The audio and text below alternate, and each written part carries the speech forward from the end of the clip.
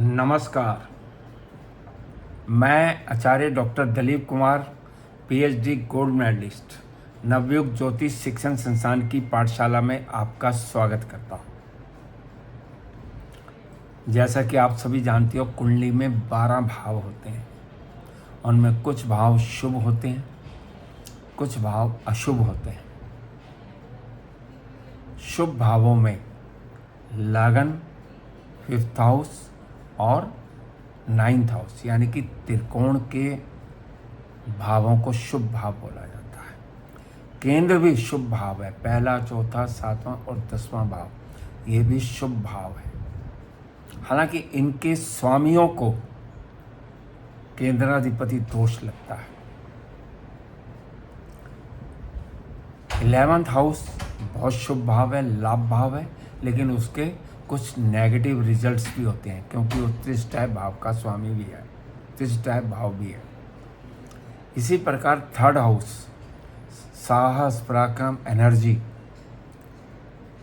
भाई बहनों के लिए बहुत शुभ होता है, बहुत अच्छा होता है। हम वहीं से विचार करते हैं। और 2nd हाउस और 7th हाउस जो होते हैं, ये मारक भी होते हैं। अब हमें अगर ये जानना हो कि हमारी कुंडली में कितने भाव बली हैं और कितने भाव बली नहीं हैं, तो हमें सबसे पहले क्या देखना है, किस भाव का स्वामी अपने भाव से संबंध बना रहा है, या वो उसमें बैठा हो, प्लेसमेंट होनी चाहिए, या वो उसे दृष्टि दे रहा हो। तो जिस भाव का स्वामी अपने भाव में बैठा है या अपने ही भाव को दृष्टि दे रहा है, वो भाव बहुत बली हो जाता है। उस भाव के कारक तत्वों में शुभ फल प्राप्त होते हैं। इसके अतिरिक्त यदि शुभ ग्रहों की दृष्टि किसी भाव पर हो,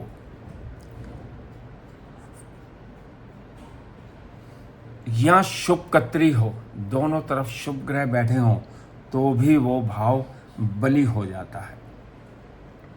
शुभ कत्री उसे कहा जाता है जिस भाव के दोनों तरफ, यानी कि 2nd हाउस में भी और 12th हाउस में भी शुभ ग्रह बैठे हों, उन्हें शुभ कत्री कहा जाता है। ये भाव बली होते हैं। अब जो भाव बली हो गया, तो भाव के कारक तत्वों को याद कीजिए। उन कारक तत्वों में वृद्धि हो जाती है। मान लो जैसे हम लगन की बात करते हैं, लग्नेश लगन में बैठा हो, या लगन को दृष्टि दे रहा हो, या लगन में शुभ ग्रह बैठे हों, या शुभ ग्रहों की दृष्टि हो, तो लगन बली हो जाएगा। लगन बली हो जाएगा तो डिसीजन पावर अच्छी हो जाएगी, हेल्थ अच्छी हो जाएगी, समाज में मान सम्मान बढ़ जाएगा, शरीर निरोगी रहेगा। इसी प्रकार हम कोई किसी और भाव को ले लेते हैं, 9th हाउस को ले लेते हैं।